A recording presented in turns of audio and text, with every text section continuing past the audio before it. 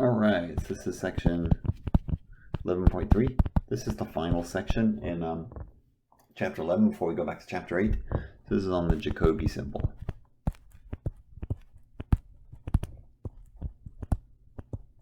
Which is sort of a confusing way of putting it. So let me give you sort of the intro to sort of explain why that's confusing. So the Jacobi symbol, so we know the Legendre symbol. So the Jacobi symbol is a way to generalize this. So for when the denominator is not necessarily a prime, right? So we know this meaning.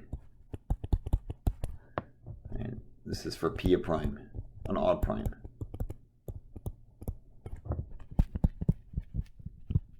So what we'd like to do is, in this section, generalizes this.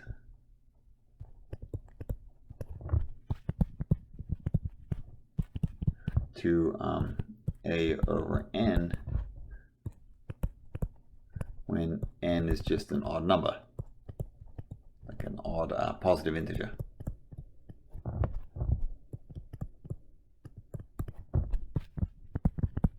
So we're going to use the same symbol. So to say the Jacobi symbol versus the Legendre symbol is sort of a misnomer. They're the same like visual symbol, but they mean sort of something slightly different, which is a bit confusing because it may make you wonder why we're using the same symbol at all. So we'll try and make that clear as we go along. So definition goes as follows. So let n be an odd positive integer. And I'm going to define this with the prime factorization.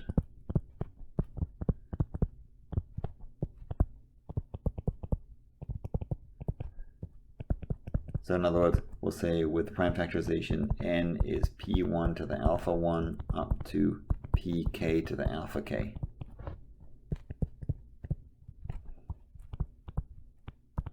So think of it as expanding the definition of the Legendre symbol to a sort of extra set of numbers. So I'm going to define this where n is not necessarily prime to be a over p1 to the alpha 1 all the way multiplied up to a over pk to the alpha k. So something to keep in mind here is each of these, because the p's are primes, these are all Legendre symbol.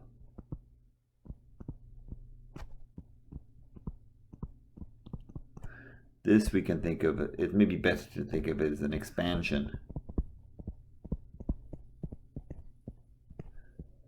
of the Legendre symbol.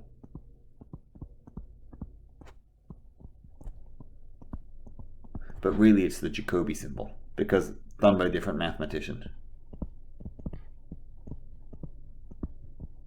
Alright, so it probably would have been better to just call it like the extended Legendre symbol or something like that.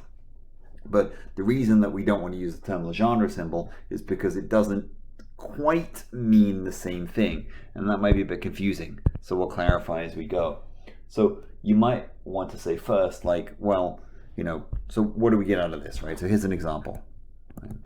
So suppose we wanted to say, let's calculate, say, 109 over 385. So we see that 385 is not prime, but 385 instead is 5 times 7 times 11.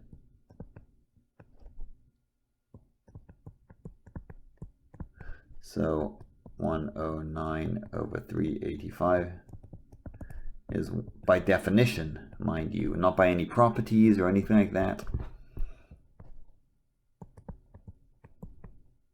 This is by the very definition of the Jacobi symbol, or the expansion of the symbol, if you like. And then each of these, right, so again, just to really sort of drive the point home, this is the Jacobi symbol, but each of these is the Legendre symbol. Which means each of these use what we learned previous, 11.1 and 11.2. So in each of these cases, I can reduce. So I can reduce 109 mod 5.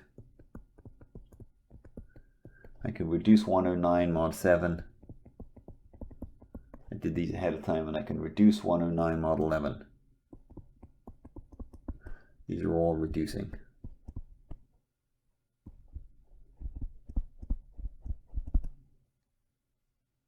And then this is the square rule, this is the square rule, and this last one, this is the -1 rule.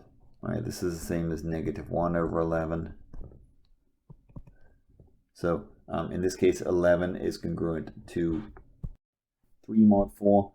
So this is -1 by the -1 rule, because 11 is congruent to 3 mod 4. So this is just an example of using the definition, right? Like you split it up, you split the denominator up to its primes. If there were powers, like if I had 11 squared up here, then this would be 109 over 11 squared, for example. To actually just point that out because it's not clear what I mean. Like if I had say a squared right here, then this would be a squared right here as well, because the powers carry over, as we see down over on the left. So this is just using the Jacobi symbol, the expansion of this. So you might say to yourself, like, well, why am I using the same symbol? Maybe I should use something different, right? So there are a slew of reasons why we're using the same symbol. So let me list those first. So 3, I'll say properties. And I'll sort of subtitle this, why use the same symbol?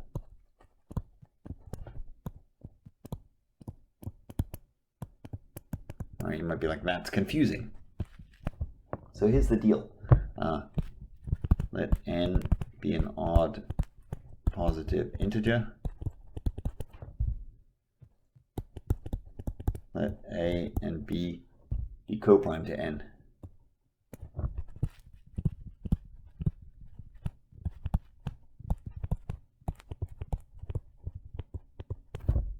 So we have the following. We have a.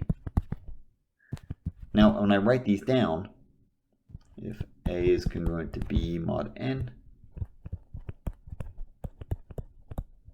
then a over n equals b over n. You might look at this, you might be like, well, yes, this is reducing, right? But this is really something new, because this is now for the Jacobi symbol in general. So what we're saying is, by creating this new symbol, we actually get the same property, right? So when you read this, like, it should look familiar, but what your brain should be saying is like, oh, this works when n is an odd positive integer, not just when it's an odd prime, right? So I'm going to go down the same list as before. And so splitting rule still holds. This takes some work. I'm not going to prove all these. It's a lot of gory details with the prime factorizations, a lot of grunt work. Nothing particularly enlightening. The -1 rule. So I'm going to write this a couple different ways. This is the way that we had it before. This is 1 if n is congruent to 1 mod 3, and -1 if n is congruent, sorry, mod 4. Let me fix that. If n is congruent to 3 mod 4. We had another way we could write this. I didn't write it in 11.2, but this is the same as -1 to the n minus 1 over 2. Although typically we use the case structure, it's a little easier. And the 2 rule, get 1 if n is congruent to 1 or 7 mod 8, and -1 if n is congruent to 3 or 5 mod 8. And again, we had another way we could write this if we wanted to. This is -1 to the n squared minus 1 over 8. But again, the case examples are the most important ways to put this. And lastly, we still have quadratic reciprocity. So I can flip this. I'm going to make sure I clarify. N and M in this case, this is where, let's be clear, N and M are odd positive coprime integers. So I can flip it if either m is congruent to 1 mod 4 or n is congruent to 1 mod 4. And I can flip it and negate. Make sure I have an n over m if both m is congruent to 3 mod 4 and n is congruent to 3 mod 4. So again, like, you shouldn't look at these and say like, oh, they're obvious, right? They're not obvious. They sort of follow from the new definition of the symbol. So the proof of these, I'm going to omit them. They're mostly grunt work. Not particularly enlightening. But I will sort of, before I just do an example, make a last point, which is, you might say like, well, okay, how does this relate to quadratic residues?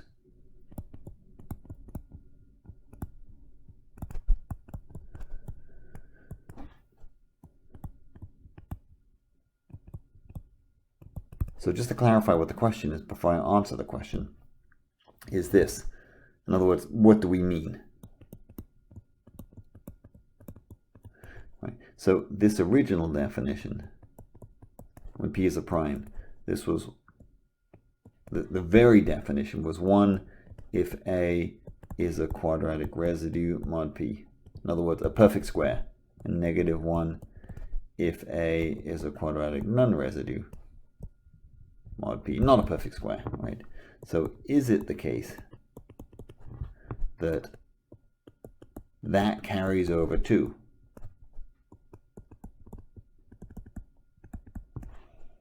in other words, if A is a quadratic residue mod n, and -1 if A is not, or if A is a quadratic non-residue mod n. Like, you would like the answer to be yes, right? Because then we've got this brand new symbol that means exactly the same thing. But unfortunately, the answer is not quite.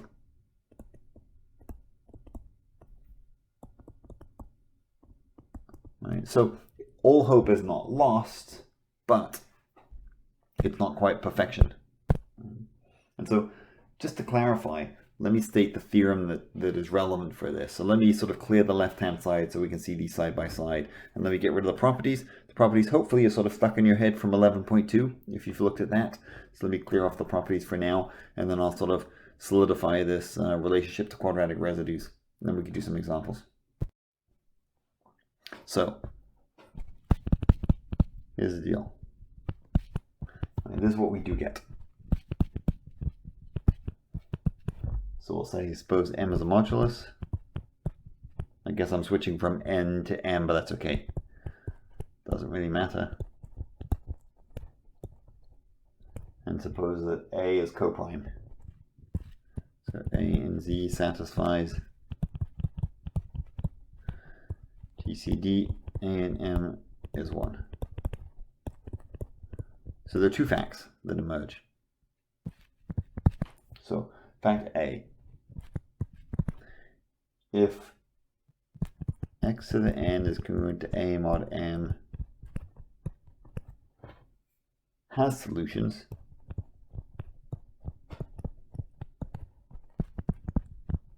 then a over m is 1. Now, B is just going to logically follow from A, that if a over m is -1, then x to the n is congruent to a mod m has no solutions. So in other words, if you get -1, it's not a quadratic residue, right? So it's like a part answer. But here's the problem. This is where it sort of falls apart. If we get 1, we cannot conclude anything. So like in B, we can say, i.e. A is a quadratic non-residue mod m. but in C, we cannot conclude that it's a quadratic residue, right? So let me just do sort of a brief proof of, in this case, of A. And then I'll give an example of C so that you see the problem. So suppose x to the n is congruent to A mod m has solutions. So suppose x sub 0 is a solution.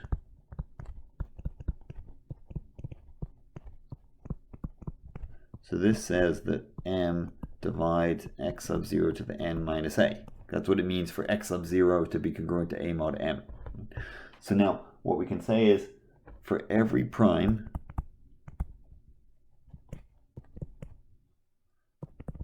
in the prime factorization of m,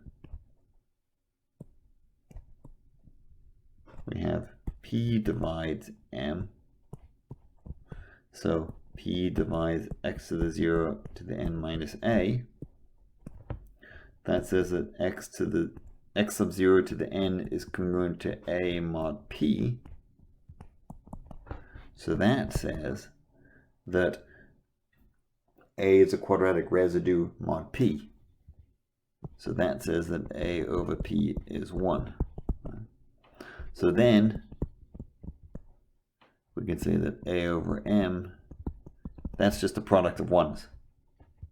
Right, this would be A over p1 to the alpha 1 up to A over pk to the alpha k is 1 times 1 times 1 times 1. All the different powers, but the powers don't matter, which is 1. And that's QED. So a little note here about C, before we do some examples, is cannot be guaranteed. So for example, this guy, x squared is congruent to 2 mod 15. This has no solutions. You can do it by trial and error. You can plug in 0 through 14, you can square them all, and you'll never get 2. Right? However, 2 over 3 is equal to negative 1. And 2 over 5 is equal to negative 1. So these are because 2 is a quadratic non-residue mod 3, and 2 is a quadratic non-residue mod 5. So 2 over 15, you can probably see the problem start to emerge. Is 2 over 3, 2 over 5, which is negative 1 times negative 1, which is 1. So we can get 1 even when we don't have solutions, when we sort of have this contorted behavior. So let me end just with a couple quick examples, and we'll take a look.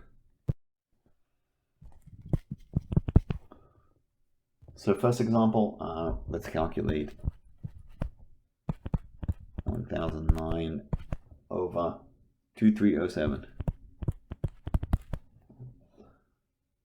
So keep in mind that at this point, because we're working with this new symbol, the fact that these are both odd, and turns out they're coprime, but I won't prove that, indicates that we can use quadratic reciprocity immediately. So first,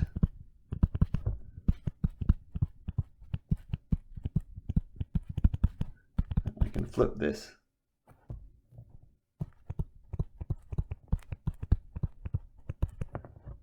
And this is by the law of quadratic reciprocity.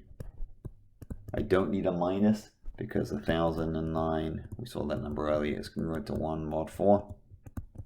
Little note here that these two are coprime. Now, you don't need to check this. The reason I'm noting at it is just sort of to make a point that like this symbol is only ever used when the numbers are coprime. In other words, it would never even come up if they were not coprime. So it's not something you need to check as you're going through. So then we reduce. This is 289. There's a little bit of grunt work in here.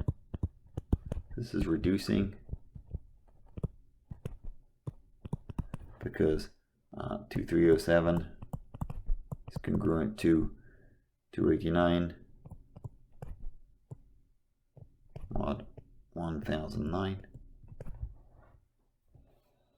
And then what we can do is we can use quadratic reciprocity again.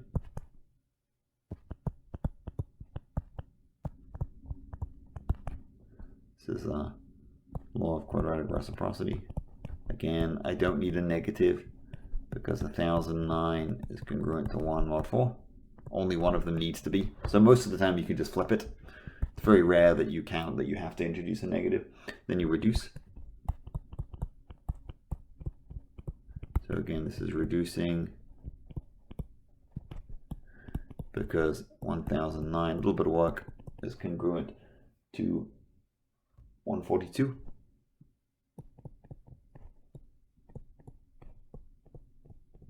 Mod 289.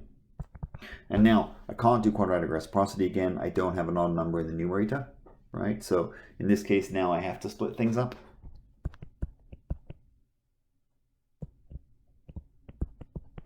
So I split this up.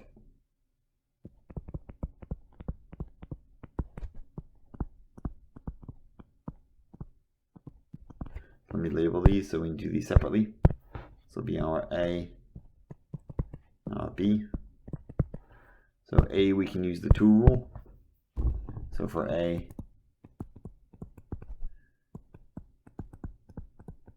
so the 2 rule, I check the denominator,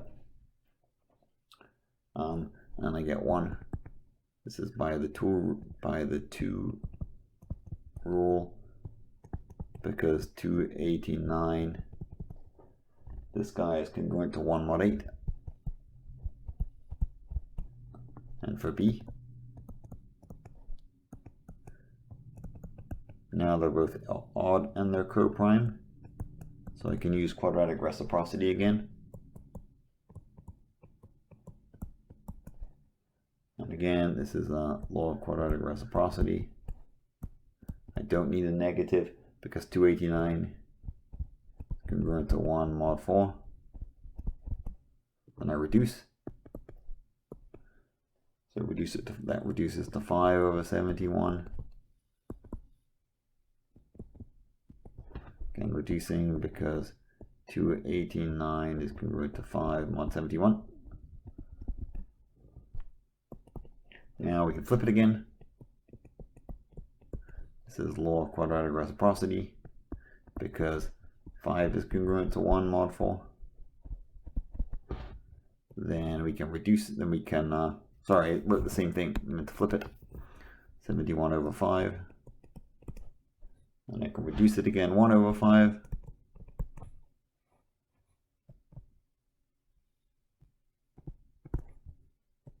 And this is 1. By the square rule, if you like. So that's at the end. We can say that 1009 over 2307 is 1. And again, it's calculation. It, just to reiterate, it does not tell us whether 1009 is a quadratic residue.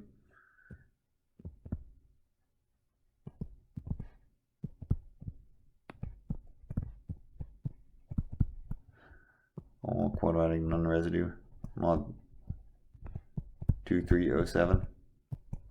Unknown. So let's look at one more example. Let me clear the screen. All right, second example. This one will be sort of a little more interesting. So let's calculate, say, 1999 over 2315. So first, both of these, they're both odd, they're coprime, or else we wouldn't have written this. But both of them are congruent to 3 mod 4. So I can use quadratic reciprocity, but I have to flip. Alright, so just to be clear, it's the first time we've seen this. This is the law of quadratic reciprocity, because 1999 is congruent to 3 mod 4, and 2315 is congruent to 3 mod 4. So we can flip it, we have to negate. Right? So then what we can do is we can reduce. The minus stays for now. This is reducing. Again, I'm just reducing the numerator mod the denominator, and then I'm going to split it up. So 316 is 4 times 79. So this is 2, because it's 2 of these. Really, it's 2 over 1999 times 2 over 1999, and 79 over 1999. So this part, of course, is 1 with the square. It doesn't matter what the 2 over 1999 is, right? And so this simplifies. So the minus carries down. And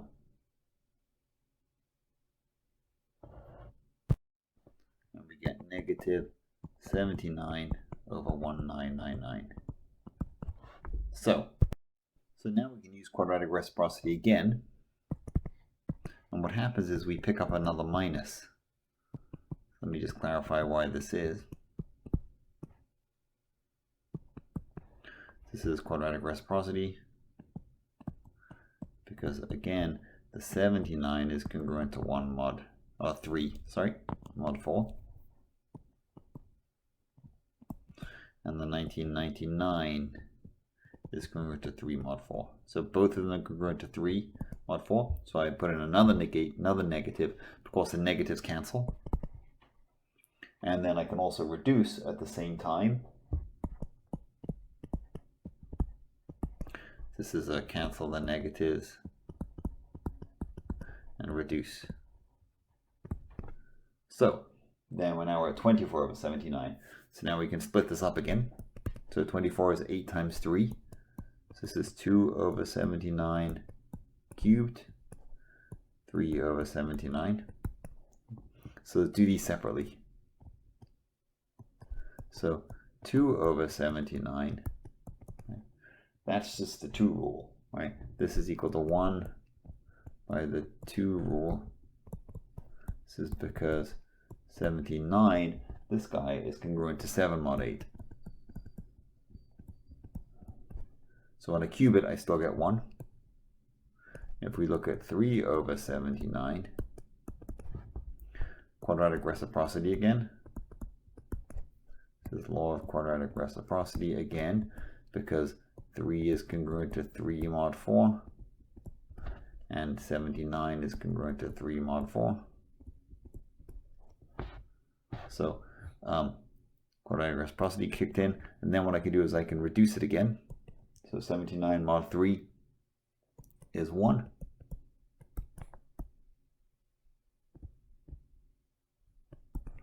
And then this is just negative 1 by the square rule, or however you want to think about it, or trial and error, or the 1 is a perfect square. So at the end of the day, when we put it all together, just trace back, we were looking for this. We boiled it all down to this product.